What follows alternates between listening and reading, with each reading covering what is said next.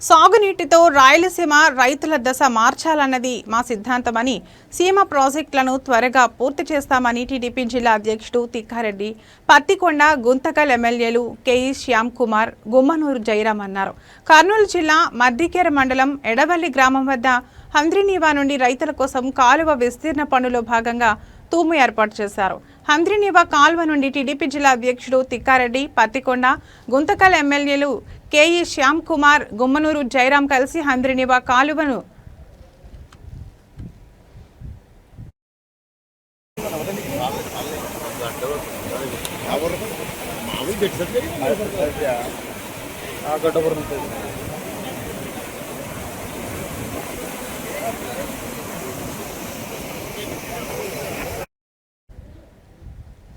హంద్రీనీవా కాల్వ నుండి టీడీపీ జిల్లా